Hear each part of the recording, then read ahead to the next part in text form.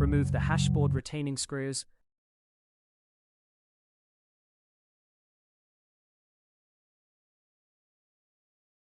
Then carefully disconnect the hashboard cables.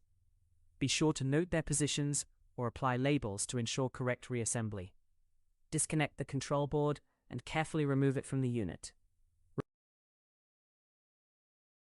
Remove the power supply unit, PSU mounting screws, and carefully take out the PSU.